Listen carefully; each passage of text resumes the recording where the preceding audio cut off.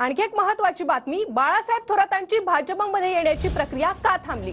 राधाकृष्ण विखे पाटील यांनी हा सवाल केलाय। वरिष्ठांशी चर्चा करून खुलासा करेन असं राधाकृष्ण विखे पाटील यांनी म्हटलेलं आहे आणि त्यांनी थोरातांना इशारा दिलाय। दरम्यान विखे काँग्रेसमध्ये येण्यासाठी धडपड करताय असं कानावर आलंय, असं थोरातांनी म्हटलं होतं। सत्ता कुणाची येणार हे विखे कुटुंबांना आधी कळतं, असा खोचक टोलाही थोरातांनी यावेळी लगावला होता।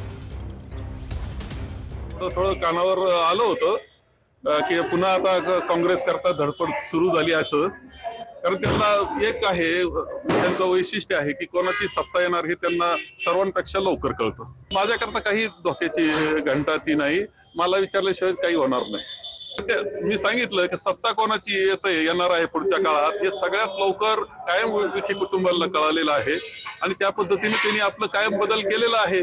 म्हणून त्यांचं आतापर्यंत पाहिले 5-6 वेळा 20-25 वर्षात 5-7 वेळा बदल त्यांनी केलेले निर्णय पक्षामध्ये। बाळासाहेबांच्या डोक्यावर परिणाम झालाय, त्याच्यापेक्षा काही नाही मला त्याबद्दल बोलायचं आहे। कारण आता लोकसभेची निवडणूक सुरू आहे, आज ते देशाच्या प्रश्नावर बोलत नाही, पक्षाच्या धोरणावर बोलत नाही, ते फक्त त्यांचा सगळा वेळ विखेंच्यावर टीका करण्यात त्यांचा खर्च होतो। विधान परिषदेच्यापासून त्यांची ही भाजपकडे जाण्याची प्रक्रिया सुरू झाली होती, पण मला वाटतं ती काय थांबली एकदा, मग मला वाटतं त्याबद्दलही पक्षाच्या वरिष्ठ नेत्यांशी चर्चा करून त्याचा खुलासा करावा लागेल।